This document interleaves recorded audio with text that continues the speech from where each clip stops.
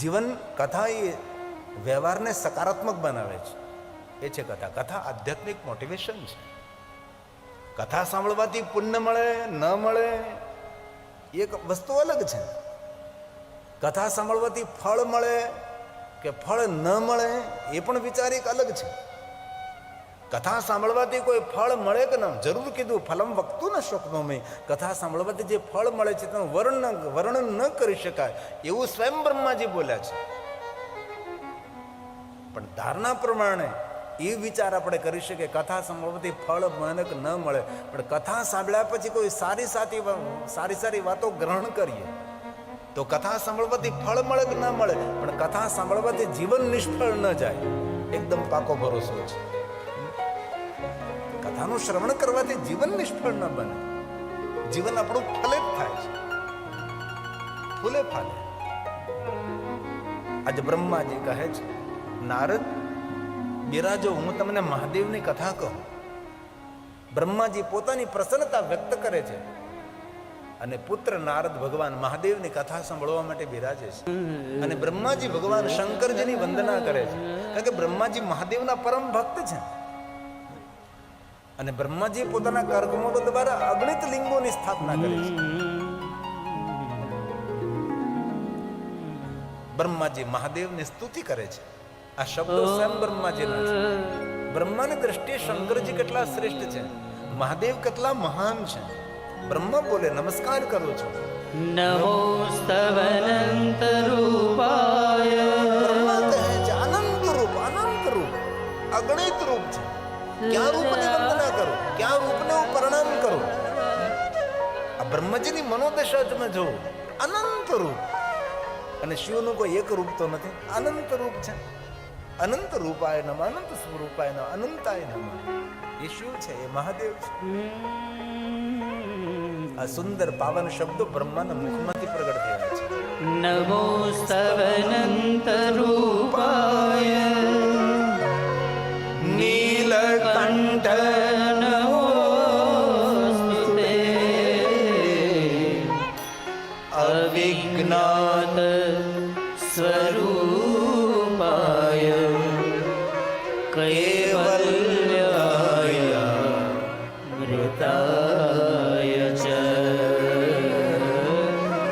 કૈવલ્યાય મૃતાય ચ. બ્રહ્માજી કેટલી સુંદર જોડણી બનાવે છે. નીલકંઠ રૂપ મને બહુ વાલો છે. અને ભગવાન શિવને આપણે નીલકંઠ શા માટે કહીએ એ તો આપણને ખબર છે કે ભગવાન મહાદેવે કાળકૂટ નામનું વિષ પીધું, ઝેર પીધું, અને ભગવાન શિવજી ગળામાં રાખ્યું. સકલમાશ કંઠે, તેનો કંઠ નીલવર્ણ થયો, એટલે આ નીલકંઠ આપણે મહાદેવને કહીએ છીએ. પણ બ્રહ્માજી એમ કહ્યું કે ઝેર કોણ પી શકે જે સ્વયં અમૃતથી ભરેલો હોય. મહાદેવનું એક નામ પણ છે, ઓમ શ્રી અમૃતાય નમઃ. ભગવાન મહાદેવ તમે અમૃતથી ભરેલા છો, તેથી તમે વિષપાન કર્યું છે. જે માણસ અમૃતથી ભરેલો ન હોય એ વિષપાન કઈ રીતે કરી શકે છે? તેથી જ્યારે સમુદ્ર મંથન દેવતાઓને દાનવો કરતા હતા, જગતને જજાડનારું, જગતનો નાશ કરનારું, અકારણ બ્રહ્માંડનો ક્ષય કરનારું કાળકૂટ નામનું જ્યારે વિષ નીકળ્યું છે, એમાંથી તમે ભગવાન દેવના દાનવોની સૃષ્ટિની રક્ષા કરે છે. તેથી આ દ્રશ્ય મેં જોયું છે. બ્રહ્માજી કહે છે, આ જ્યારે સમુદ્ર મંથન થતું હતું અને જ્યારે અકારણ બ્રહ્માંડનો ક્ષય થવા લાગ્યો હતો, અને સમગ્ર બ્રહ્માંડની રક્ષા માટે મહાદેવજી તમે જ્યારે વિષપાન કરતા હતા, એ રૂપ, એ સ્વરૂપ, એ દ્રશ્ય મેં મારી આંખો દ્વારા નિહાળ્યું છે.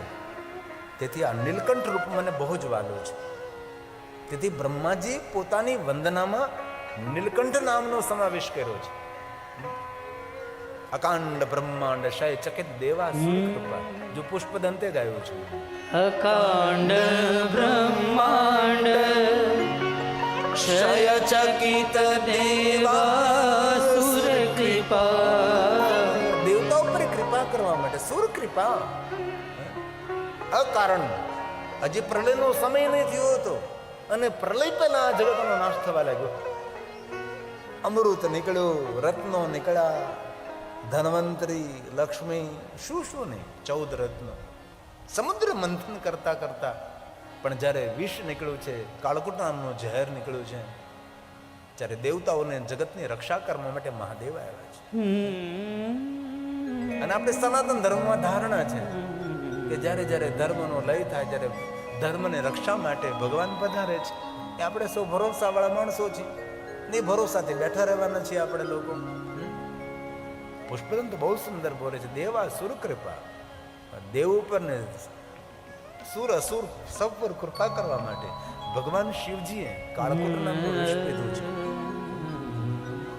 અકાંડ બ્રહ્માંડ ક્ષયચકિત દેવાસુર કૃપા વિધેયસ્યાસાદ્ય સ્ત્રીનયન વિષમ સંહતવત સકલ્માશ કંઠે તવન કુરુતે શ્રિયમો વિકારોપી શ્લાઘ્યો ભુવન ભયભંગ યસનીન ભુવન ભયભંગ યસનીન ભુવન ભય ભંગ વ્યસને. શંકર ભગવાનનું મોટામાં મોટું વ્યસન કયું? પોતાના ભક્તો ઉપર કોઈ ભય ઉભો થાય ને એ ભયને દૂર કરવો, એ મહાદેવનો વ્યસન છે. આ ભુવન ઉપર કોઈ ભય ઉભો થાય ને ભયને દૂર કરવો, દેવ અભય વરદાન. શંકરજી ભયમાંથી મુક્ત કરે છે. મહાદેવનું મોટામાં મોટું વ્યસન છે પોતાના ભક્તોને ભયમાંથી મુક્ત કરવું. અને આપણો તો એવું સાંભળી બેઠા છે કે ભગવાન ભુવન ભંગ, ભંગ મતલબ ભાંગ. અરે આ વિશ્વના એટલા શ્રેષ્ઠ દેવતા, ઓમ નમઃ નારાયણ, ભગવાન મહાદેવ માટે આપણે આવું વિચારી શકીએ? ભુવનભાઈ ભંગ, ભંગ મતલબ તોડવું, દૂર કરવું, એ ભુવનભાઈ ભંગ.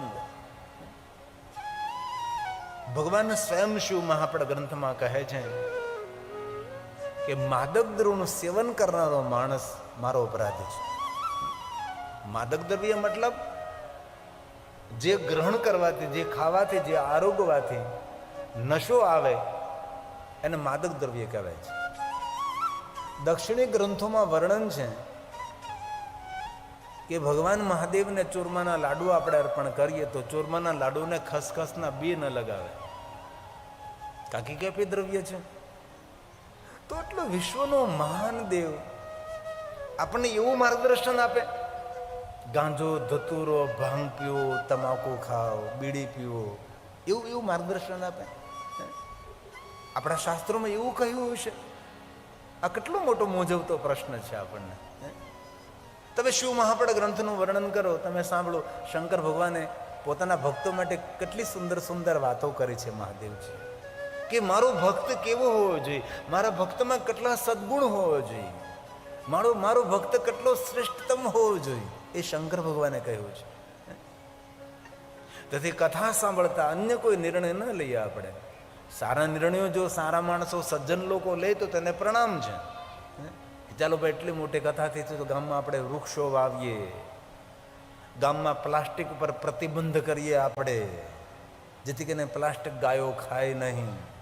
આપણા ગામના રોડ રસ્તાઓ સુંદર સાફ સુથરા રહે. ગામમાં નિયમો લાગુ પાડીએ આપણે કે ગામમાં કોઈ પ્લાસ્ટિક ફેંકવું નહીં, ગામમાં કોઈ થૂકવું નહીં, ગામની બજારો ગંદી કરવી નહીં. આવા બધું કથા સાંભળ્યા પછી જો ગામના 5 માણસો ભેગા થઈને આવા સારા નિર્ણયો લે તો ઘણું સારું થાય. અને કથાના માધ્યમથી ગામમાં કંઈક નવું થવું જોઈએ. બસ, ભલે ગમે એ રીતે, પણ ગામમાં કંઈક કથાને યાદ સ્વરૂપે થવું જોઈએ.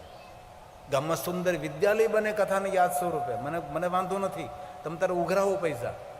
ગામમાં સુંદર વિદ્યાલય બને, ગામમાં સુંદર ઔષધાલય બને, ગામના રસ્તાઓ પાક્કા બની જાય, ક્યાંય ધૂળ ન ઉડે, વ્યવસ્થા ઊભી થવી જોઈએ આ કથાના માધ્યમથી. કહે ગામના લોકો નિર્ણય લે કે અમારા ગામમાં પ્લાસ્ટિક પ્રતિબંધ, અમારા ગામમાં પાન માવો ખાવાનું પ્રતિબંધ, અમારા ગામમાં પાન માવો નહીં ખાવાનું, અમારા ગામમાં કોઈ બીડી નહીં પીવાની, અમારા ગામમાં કોઈ બીડી તો નહીં પીવાની, અમારા ગામમાં પીવાનું નહીં. પીવાનું એટલે પાણીની હું ઓલી વાત કરું છું. કેવી કેવી કરુણ કથાઓ હે.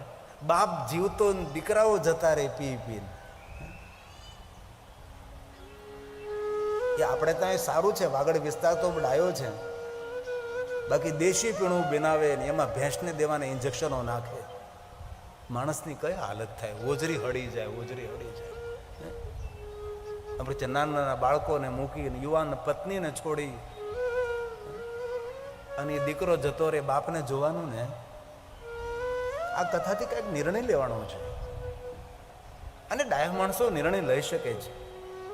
તેથી હું તો એવું ભગવાનને પ્રાર્થના કરું છું કે વાગડી વિસ્તારની અંદર કીડિયાનગરનું એવું નામ ગૌરવવંતું થાય કે આ ગામમાંથી કોઈને સારા વિચારો મળે કે અમે પણ આવા ગામ, તમારા ગામ જેવું નથી કર્યું. આવું કરી શકો છો. ગામ તો હાથીનો પગ છે ભાઈ. કથા સાંભળીને છૂટા પડી જાય ને કથાની બહાર પગ મૂકીને બીડીને ખેંચીએ નહીં, નહીં, નહીં. નિર્ણય લેવાનો છે કે ભલે અત્યાર સુધી જેટલી પીધી એટલી પીધી, બાકી હવે બંધ.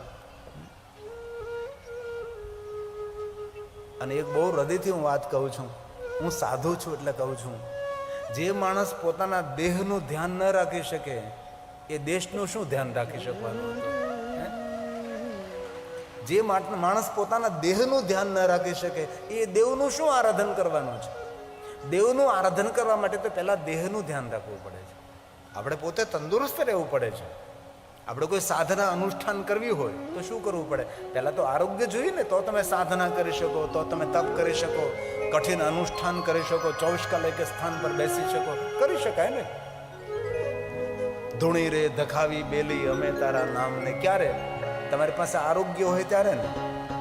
આરોગ્ય ન હોય તો માણસ પાંગળો છે. જેની પાસે આરોગ્ય નથી માણસ ભિખારી છે. ક્યારે તપ, ક્યારે સાધના, ક્યારે અનુષ્ઠાન? આરોગ્ય હોય. કથાના માધ્યમથી કઈ નવો વિચાર પ્રગટ થાય, કઈ નવું થાય, નવનીકરણ થાય.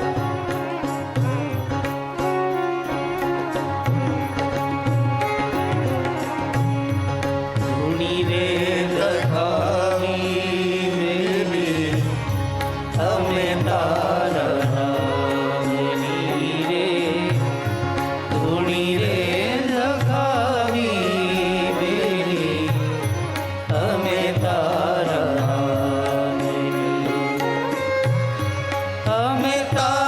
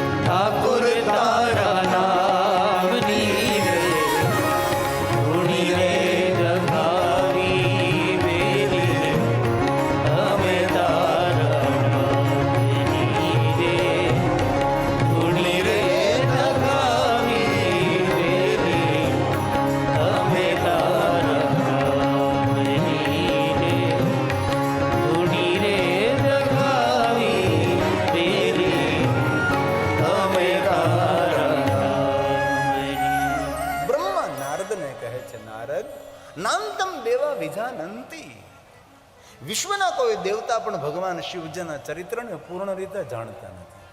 હવે બ્રહ્માજી એમ કહે છે કે હું શિવજીના ચરિત્રને જાણતો નથી.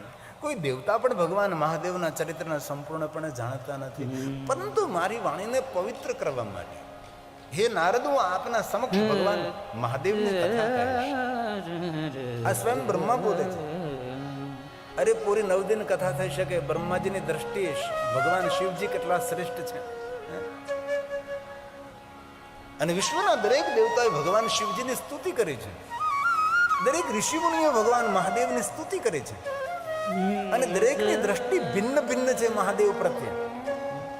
અને સ્વયં બ્રહ્માજી બોલ્યા છે, હે નારદ, નાંતમ દેવા વિજાનંતિ.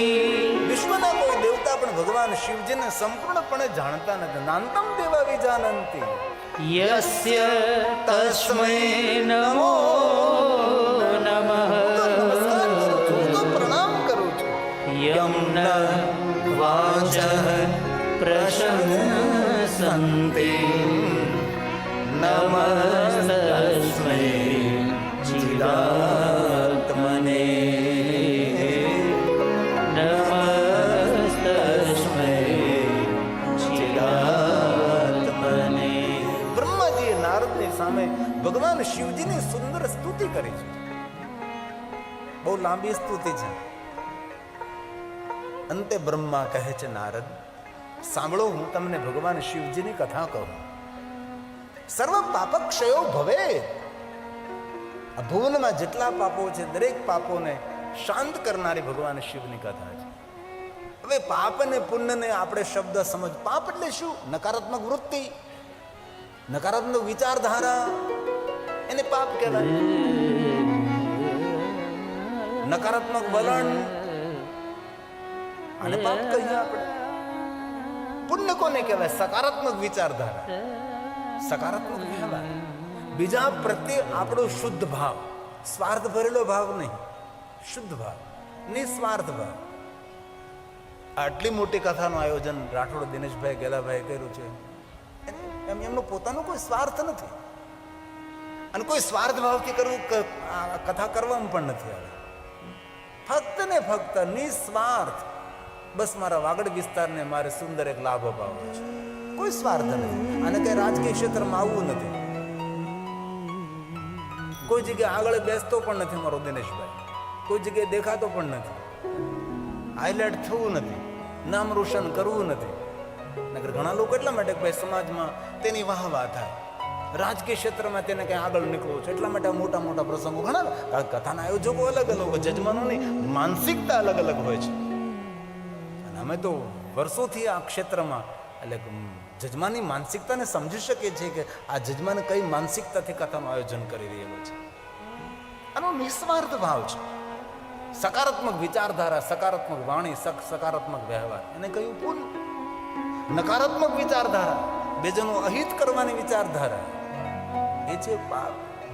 તેથી બ્રહ્માજી કહે છે, હે નારદ સાંભળો તમે. યશુત્વા સર્વલોકાનાં. શિવ મહાપુરાણ ગ્રંથનો એક એક શ્લોક મહાદેવની પૂજા છે, એક એક શ્લોક શંકર ભગવાનની વંદના છે. એ તો આપણું દુર્ભાગ્ય છે કે આપણે સૌ એટલું સંસ્કૃત સમજી શકતા નથી. અને દુઃખ વ્યક્ત કરું છું કે આ દેશની રાષ્ટ્રભાષા સંસ્કૃત નહીં રહી. આ દેશની રાષ્ટ્રભાષા જો સંસ્કૃત રહી હોત તો થોડું ઘણું તો આપણે સમજતા હોય. જેટલું હિન્દી સમજીએ એટલું સંસ્કૃત આપણે સમજી લઈએ, પણ નહીં રહી. આખા વર્લ્ડની અંદર, આખી પૃથ્વીની અંદર તમે જરા જોજો, જે દેશના ધર્મગ્રંથો છે અને ધર્મગ્રંથોની જે લિપિ છે, જે ભાષા છે, એ જ એ દેશની રાષ્ટ્રભાષા છે. પૂરી પૃથ્વી પર એક જ આપણો ભારત દેશ એવો છે કે જે આપણા ધર્મગ્રંથોની ભાષા છે એ આપણે રાષ્ટ્રભાષા નથી. આપણા માટે દુઃખની વાત છે. હજી પણ દક્ષિણ ભારતે હિન્દી ભાષાનો સ્વીકાર નથી કર્યો. એ લોકો હજી પણ હિન્દી નથી બોલતા, એની પોતાની માતૃભાષા બોલે અને સંસ્કૃત બોલે. દક્ષિણ ભારતમાં એવા ગામડાઓ છે કે આખા ગામમાં સંસ્કૃત બોલાય છે, વાર્તાલાપ સંસ્કૃતમાં થાય. કેટલા સુંદર ગામડાઓ હશે દક્ષિણ ભારતના. અને આપણું ઉત્તર ભારત, મધ્ય ભારત આ ડિસ્ટર્બ થયેલો પ્રાંત છે. 700 વર્ષ સુધી આપણે મોગલ સામ્રાજ્યનો માર ખાધો છે, અને બાકીના 300 ને બાકીના 400 બ્રિટિશરો, ફિરંગી લોકો, પોર્ટુગીઝો, આ બધા. તેથી આપણે શું ડિસ્ટર્બ થયેલા માણસો છે. આપણો કોઈ સંગઠનનો ભાવ નથી, જ્ઞાતિમાં વેચાયેલા માણસો આપણે, વર્ણ વિવાદમાં પડેલા માણસો આપણે કંઈ કરી શકવાના નથી, આપણે કોઈ ઠોસ નિર્ણય લઈ શકવાના નથી. બસ આપણે વાતો કરવાની છે અને શબ્દોના ખોખલા કંડારેલા કિલ્લામાં આપણે રહેવાનું છે. શબ્દોથી કંડારેલા ખોખલા કિલ્લાની અંદર આપણે સુરક્ષિત નથી. આથી ગમે એટલું બોલવામાં આવે, સારું સારું બોલી શકો છો, પણ તમે તાળી પાડી નાખશો ને વાહ વાહ કરી નાખશો, વાત પૂરી. નિર્ણય તો કઈ લેવાનું નથી કોઈ. બ્રહ્માજી બહુ સુંદર બોલ્યા છે. નારદ, આપણે બંને ભેગા મળી ભગવાન મહાદેવને પ્રણામ કરે, શિવજીને વંદના કરે. શિવ તત્તમ નામ અયમ. મહાદેવનું નામ લઈ અને મહાદેવની કથા પ્રારંભ કરું છું. બ્રહ્મા બોલે છે, યશુત્વા સર્વલોકાના સર્વ પાપ ક્ષયો ભવે તદહં તે પ્રવક્ષ્યામિ શિવ તત્વં નામયમ શિવ તત્વં નામયમ. શિવનું નામ લઈને શિવ કથાનો પ્રારંભ કરું નારદ, પણ 2 હાથ ઊંચા કરીને કહું છું. નારદ, તમે સાંભળો, આ બ્રહ્માજીનો સ્વીકાર છે. અને બ્રહ્મા કોઈ સામાન્ય દેવ નથી. બ્રહ્મા દ્વારા જગતનું સર્જન થયું છે. એની પાસે કોઈ આર્કિટેક્ટ નહીં હતું, કોઈ કોન્ટ્રાક્ટર નહીં હતું. બ્રહ્માજી દ્વારા આટલી સુંદર સૃષ્ટિની રચના કરનારો બ્રહ્મા કોઈ સામાન્ય દેવ હોઈ શકે છે? ઓમ હરિ ઓમ. બ્રાહ્મણોસ્ય મુખમાસિત બાહુરાજન્યઃ કૃતઃ ઊરુતદસ્ય યદ્વૈશ્ય પતિભ્યાં ગુક્ષુદ્રો અજાયત. બ્રાહ્મણોસ્ય મુખમાસિત.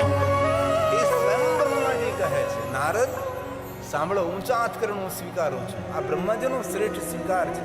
સુનિએ જરા, કેવો સ્વીકાર છે? શિવ તત્વં મયાનેવ. આ બ્રહ્માજી બોલ્યા છે.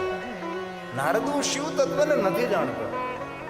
હવે બ્રહ્માજી જો શિવ તત્વને ન જાણતા હોય અને કલયુગમાં રહેનારો માણસ એમ કહે હું શિવ તત્વને જાણું છું, તો બ્રહ્માજીથી શ્રેષ્ઠ છે, એ બ્રહ્માજીથી મહાન છે. અને બહુ હૃદયની એક પ્રાર્થના છે, ચમત્કારોની દુનિયાથી દૂર રહેજો ભાઈ. આ દુનિયામાં કોઈ ચમત્કાર નથી. હરપલ આ દુનિયા નવી છે. રોજ સૂરજ ઉગે છે અને રોજ ફૂલો ખીલે છે, રોજ કુપળ ફૂટે છે ભાઈ. હજારો જન્મે છે, હજારો જીવે છે, હજારો મરે છે. કેવો ચમત્કાર તમે માનો છો? મારા ભણેલા ગણેલા યુવાન દીકરા દીકરીને મારી પ્રાર્થના છે, ભાગ્યના ભરોસે ન બેસે, પુરુષાર્થ કરે છે. પુરુષાર્થ વગર ભાગ્ય પણ પાંગળું છે. પુરુષાર્થ એ દાદર જેવો હોય છે અને ભાગ્ય લિફ્ટ જેવું હોય છે. અને લિફ્ટ ક્યારે બંધ થઈ જાય તેનું નક્કી ન હોય. અને પુરુષાર્થ દાદર હંમેશા ચડો, દાદર હંમેશા ઊંચાઈ ઉપર જ લઈ જાય છે. અને ભણેલા ગણેલા માણસો પણ આ ચમત્કારો અંદર રચાયેલા ફસાયેલા છે. બ્રહ્મા સ્વયં કહે હું તત્વને નથી જાણતો. અને જીવનમાં આ વાતને યાદ રાખવી, જે વસ્તુ આપણને ખબર ન હોય, જે વસ્તુને આપણને જાણવાનું હોય, સ્વીકાર લેવું ભાઈ, મને ખબર નથી. કઈ બધી જ વસ્તુને આપણને ખબર હોય એવો થોડો આપણે દાવો કરી શકીએ છીએ. ઘણી વસ્તુ અજાણ હોય, આપણને ખબર પણ ન પણ હોય. તેથી બ્રહ્માજીની આ શ્રેષ્ઠતા અને બ્રહ્માજીની સરળતા છે કે હું શિવ તત્વ નથી જાણતો. પોતાના પુત્ર નારદને કહે છે, હે નારદ, શિવ તત્વં મયાનેવ વિષ્ણુનાપી યથાર્થતઃ જ્ઞાતજ્જ પરમં રૂપ મદભૂતં ન પરે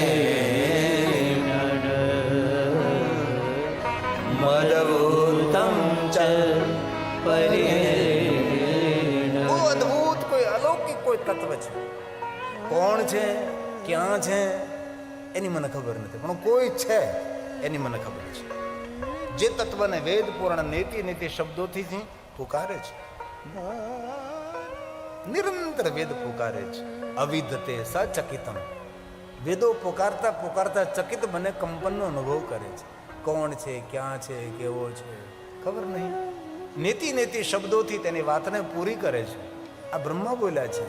અવિદતે સચકિતં યદસ્તીતિ શ્રુતિ પુનઃ. શ્રુતિ પુનઃ પુનઃ કહે છે. શું કહે છે? કોઈ છે, કોણ છે, ક્યાં છે, કેવો છે, ગુણરૂપ રંગ નહીં એસા હે ઠિકાના. નિરાકાર મોકાર મુલ્લમ તુર્યમ ગિરા વિનાન વિષમ ગિરીશમ કરાલમ મહાકાલ કાલમ કૃપાલમ ગુનાગાર સંસાર પાર. કોઈ છે, કોણ છે ખબર નહીં. હવે બ્રહ્માજી જો કહેતા હોય કે ખબર નથી કોણ છે, જે તત્વને વેદ પુકારે નેતિ નેતિ, પણ એટલું કહું છું નારદ, મારો ભરોસો છે. સત્યમ જ્ઞાનમ અનંતમ ચ પરમાનંદમ પરમ મયહમ. પરમાનંદમ પરમ. કોઈ પરમ આનંદ તત્વ છે. તેથી તો બોલીએ ચિદાનંદ રૂપમ શિવોહમ શિવોહમ. કોણ છે, ક્યાં છે, કેવો છે ખબર નથી. અને પ્રારંભ પણ એ છે, મધ્ય પણ એ છે, અંત પણ તે છે, અને અનંત પણ તે જ છે. જેનું કોઈ નામ નથી, રૂપ નથી, રંગ નથી, આકાર નથી. એ ભગવાન શિવ છે, એ ભગવાન મહાદેવ છે.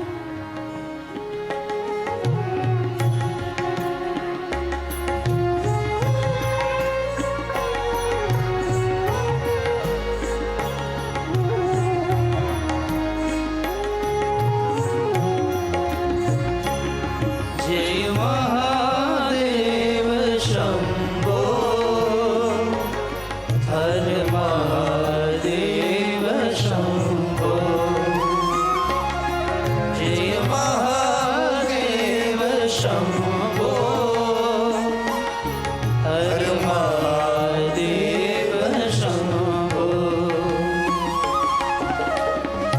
તું ही सत्य है, तू ही सनातन, तू ही सत्य है, तू ही सनातन. विश्वनाथ शंभो, विश्वनाथ शंभो. जय महादेव शंभो हर महादेव शंभो. जय महादेव शंभो हर महादेव शंभो.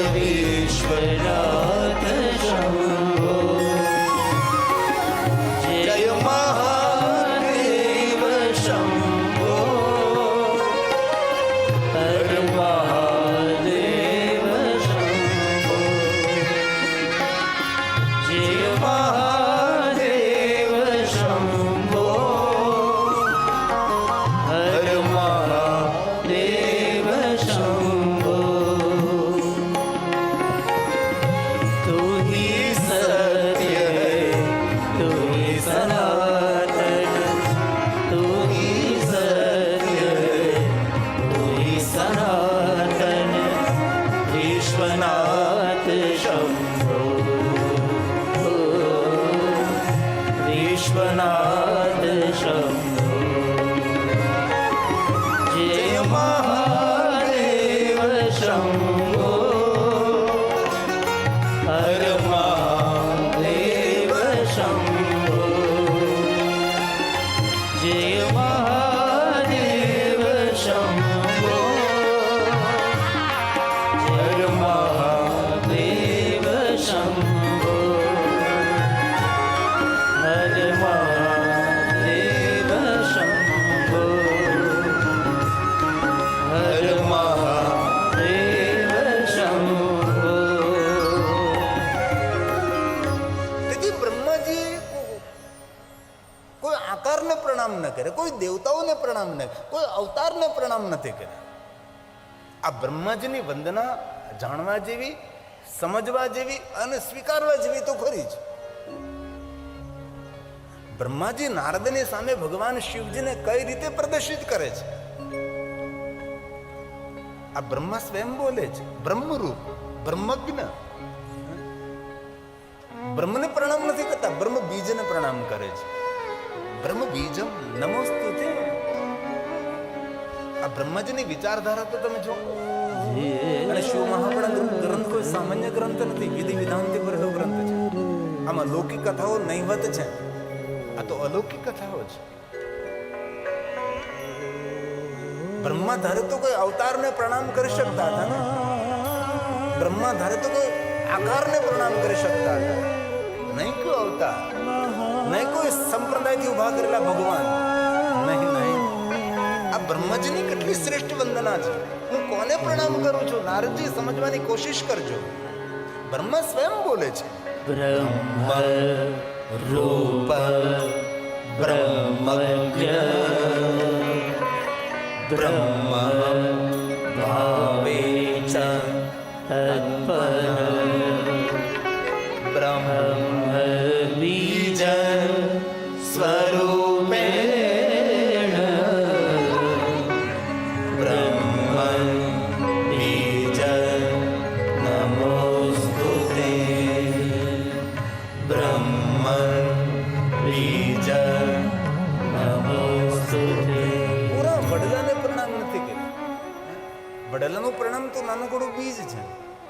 તેથી હે બ્રહ્મ, તમને પ્રણામ નથી કરતો, નમસ્કાર નથી કરતો, પણ બ્રહ્મનું જ્યાં ઉદ્ગમ સ્થાન છે એને હું પ્રણામ કરું છું. બ્રહ્મ બીજ જે સર્વ વ્યાપક છે. નાનકડું એ વડલાનો બીજ, રાયના દાણા કરતા નાનું હોય, જેની આંખ કમજોર હોય, જોઈ પણ ના શકે. એટલું નાનકડું વડલાનું બીજ, એમાંથી કેટલો મોટો વડલો ફલિત થાય છે. અને નાનકડું બીજ પૂરા વડલામાં વ્યાપી જાય છે, એ ફેલાઈ જાય છે. એવી રીતે હે બ્રહ્મ, સર્વ વ્યાપક, સર્વજ્ઞ.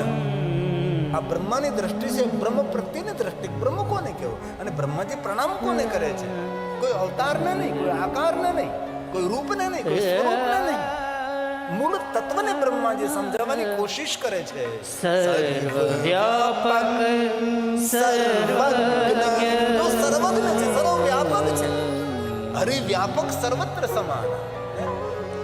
गगन में तो, अगन में तो, आकाश में तो, प्रकाश में तो, सरिता में, सागर में, पेड़ में, पहाड़ में, जीव में, जंतु में, देव में, दानव में, मानव में, जिधर देखो इधर तू ही तू ही. આ બ્રહ્માજી આ વાતને સમજાવવાનો પ્રયાસ કરે છે. આકાશમાં તું, પ્રકાશમાં તું, ગગનમાં તું, અગનમાં તું, સરિતામાં, સાગરમાં, સાગરની લહેરોમાં, સાગરની જલધ્વનિમાં, હે પરમાત્મા, કીડીમાં તું, કુંજરમાં તું, ગગનમાં તું, અગનમાં તું, આકાશમાં, પ્રકાશમાં, સરિતા, સાગરમાં, જડ ચેતનમાં, દેવ દાનવમાં, માનવમાં, પરમાત્મા તું સર્વ વ્યાપક. દુનિયાની કોઈ જગ્યા એવી નથી જ્યાં ઈશ્વરનું અસ્તિત્વ નથી. જેટલો ગગનમાં છે એટલો જ અગનમાં છે, જેટલો પ્રકાશમાં છે એટલો જ આકાશમાં છે. આ બ્રહ્માજી બોલ્યા, સર્વ વ્યાપક સર્વજ્ઞ સર્વ શક્તિ સમન્વિતા. સુંદર નહીં, અતિ સુંદર દેવેશ નમસ્તે જગદીશ્વર નમઃ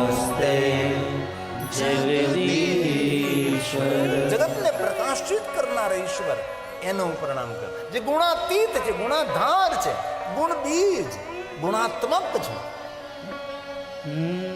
આ બ્રહ્માજી તત્વને સમજાવવાનો પ્રયાસ કરે છે. કેટલી સુંદર શબ્દો દ્વારા બ્રહ્માજી ભગવાન શિવને પ્રણામ કરે છે. ગુણાતીત છે એ ભગવાન શિવ છે. ગુણાતીત ગુણાધાર ગુણ બીજં ગુણાત્મક ગુણેશ ગુણીનામ બીજ ગુણીનામ ગુરવે નમઃ ગુણીનામ ગુરવે નમઃ. હે પરમપિતા પરમાત્મા, હું પ્રણામ કરું. નારદ હું જાણતો નથી. તમેશ્વર્યમ યદ જગદોદયશ રક્ષા પ્રલય કૃત ત્રિવસ્તુ વ્યસ્તમ ત્રિષુ ગુણ ભિન્નાશુ તનુષુ. ત્રિવસ્તુ ત્રિવેદ નિરંતર કાર્યરત રહે છે. શા માટે કાર્યરત? તો કે આ જગતને સર્જન કરનાર કોઈ તત્વને જાણવા માટે. તમેશ્વર્યમ, એ ઈશ્વર તમે જ. જગદુ જગદુદય, જગતનો ઉદય કરો છો, જગતની રક્ષા કરો છો, જગતનો લય કરો છો. આ તત્વને જાણવા માટે નિરંતર વેદ કાર્યરત રહે છે.